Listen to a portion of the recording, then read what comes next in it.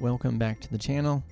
This is a follow-up video to the video I made last week where I was talking about how can amateur artists make money. I'm thinking about that because I'm an amateur artist and eventually I would like to be a professional artist and make money from the art I'm creating. And last week I talked about going to a Halloween pet parade and offering to draw people's dressed up pets. And I did go, and I want to talk about what that experience was like and what I think the value was, even though I didn't go with the expectation that I was actually going to charge people for any painting that I was going to do.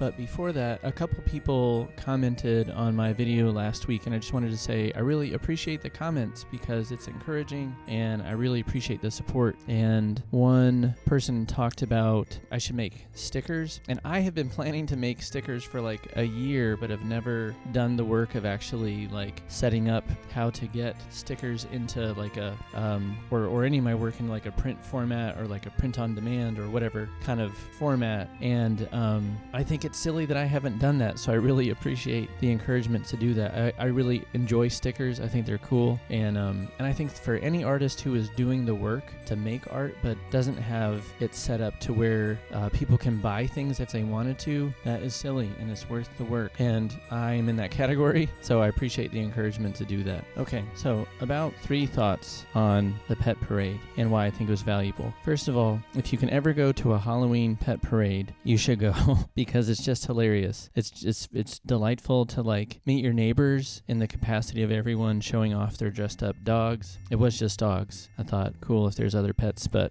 it was just dogs. And the dogs are delightful. I think dogs by themselves, if they didn't have costumes on, are so different and varied and fun to see that I would enjoy it if it was just a dog parade, but dogs in costumes, it's hilarious, very delightful. The second thing is I think it was valuable because I offered to draw or paint actually 2 people's pets, and they were interested, and we'll see in the end like how the follow-up goes with those people. But I think just the process of having to talk to people about what I'm offering was really valuable, and realizing how much more valuable it would have been if I had like a card or something that was like, hey, here's how you can contact me, so I don't have to be like, can you give me your email address? That was a good lesson learned. But I'm excited about like the how all this will end up, because if I do if I am able to get the final paintings to them, then I'll have what I think will be like pretty invaluable feedback, if presuming that they're gonna say something in response if I give them a painted picture of their dogs. And so I think that feedback can be really valuable. And then if they really like it, then they'll have something that they'd be happy to show their friends, and then that's really good for just letting people know, kind of word of mouth, that this is something that I do and I'm happy to do it, and so it's good for getting my name out there. So we'll see how it all ends up, but I'm glad I went. It was fun, and I'm glad I had to think through all the things I did to kind of put myself out there the way I did.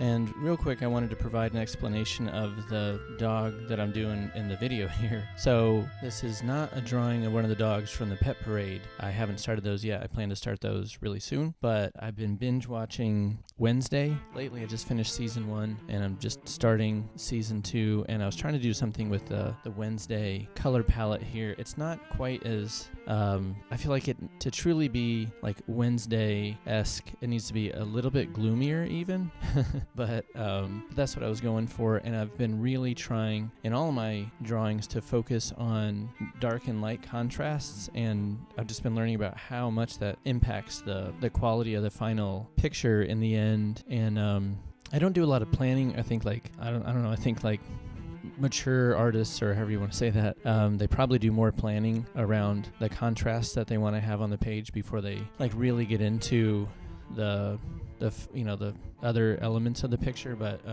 right now I'm just trying to kind of develop the contrasts as I go, and I really enjoy how much it impacts what how the painting, what the final product looks like.